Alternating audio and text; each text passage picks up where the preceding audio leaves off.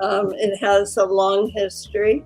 In the 1970s and early 1980s, Joseph Campbell, who I think you know his work, who wrote Hero with a Thousand Faces, he used to come to Santa Barbara from New York to teach once a year. He taught at a place called the Human Relations Institute, which then became Pacifica Graduate Institute. And when he would come out, I was his assistant. I would do the meditations before he did his lectures.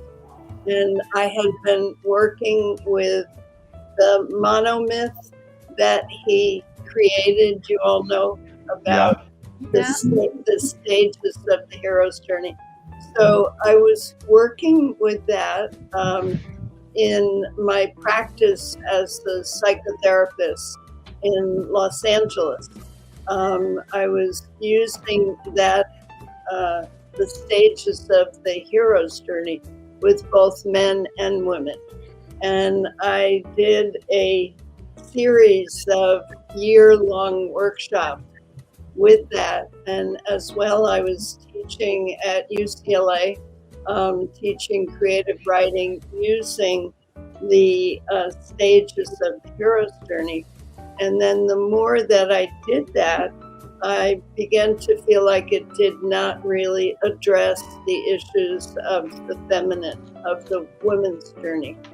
So in 1981, I think it was, I took back the diagram that I had created of the heroine's journey. I took it back to New York to show Joseph Campbell. And if you've read the book, you know what he said to me, which was, Maureen, women don't need to make the journey. They're the place that everyone is trying to get to. And I was shocked by that answer. Of course. Yeah. Yeah. But I realized what he really meant, because he was a mythologist, right? And I was coming at it from a psychological point of view. So what he was really saying was spirit or the sacred is the place that everyone is trying to get to, the sacred feminine, but he didn't say that. And so, you know, we were coming at it from different places. But I said to him, you know, the women in my practice, the women that I teach, my colleagues, my friends, we're all on a journey. And that's primarily to heal the wounding of the feminine, both on a personal level as well as a cultural level. So it took me another 8 years to finish writing the book.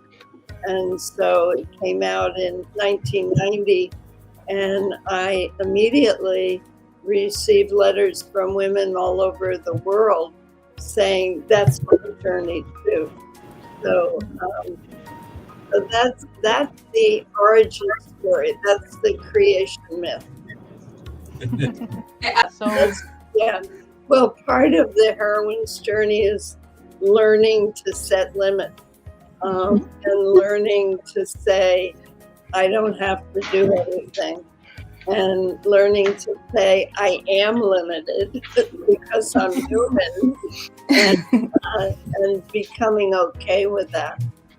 I think you're right that there's so much pressure to be perfect instead of to really connect with one's own intuition and body wisdom. The point also of us being men and women being afraid to make mistakes, you know, and I think that's something that we all have to learn to do, to take risks and make mistakes. Because one thing about the masculine is that the masculine always wants to fix things. You know, if there's a problem, the masculine jumps in to fix rather than to listen to what really is going on. So I think both men and women need to learn how to do that, how to listen.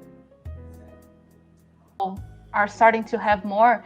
Do you think it also was a good side effect, of course, of expanding the stories that we tell through TV, movies, games, art in general? And do you think this entertainment side of art can help us go even further?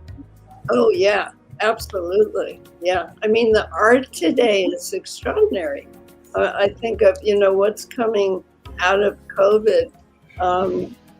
My son, I mentioned, is a printmaker and a painter, and he just got into a show called At the Edge. So galleries are starting to look at more, less commercial work and more work of people who live at the edge, which is really necessary for us to be telling the stories of the homeless and of people in prison and people who suffer with different ailments, whether it's mental illness or physical illness or suicide. I mean, all of these things are being looked at much more carefully. So to answer your question, yes. And what I'm noticing, since I still teach writing, is people are writing at a deeper level. It really feels like writing has dropped down a level, which is very exciting to me. Do you have any advice for someone that is beginning to write? Sure. Just write for process, don't write for product.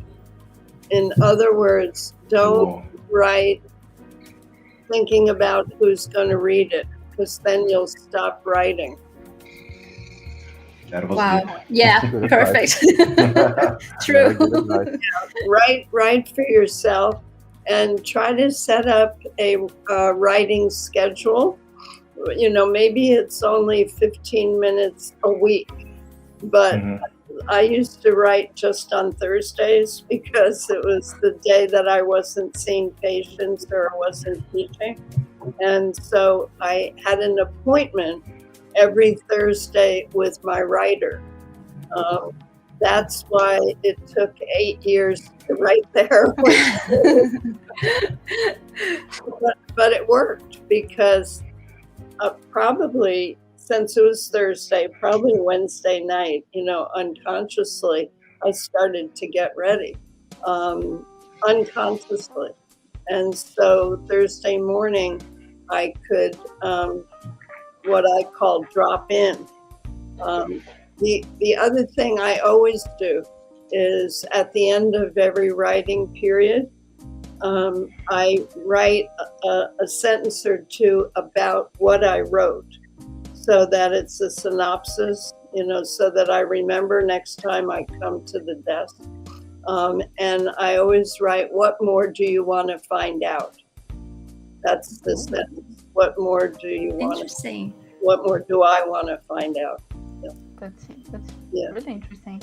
It helps when you're, like me, when I only still have one day that I focus on writing, because my memory is not that good. So I want to see what I was thinking before. You're bringing up is very interesting, because one of my colleagues where I teach, he said the main thing he got out of reading The Heroine's Journey was that he didn't have to be perfect anymore. Yeah. He's in his 70s, and he said, my whole life, I've tried to be perfect for my family and for my wife and for my children and for my school and for my church. And he said, I don't have to be anymore. He said, it's such a relief. But he said, I wish I learned that before I turned 76. Congratulations. Cute. Congratulations. Small detail. I mean, that's what's most important, to have faith in yourself and faith in your expression, and to write and to make films and to make videos, but not to put too much pressure on yourself. Thomas, I felt like, unfortunately, there's been a lot of pressure for you. So, Oh, yes, it is. yeah. So trying to learn work-life balance, and to start to honor the feminine in your personal lives and in your families, your communities, your culture. So that's what I would say. And thank you.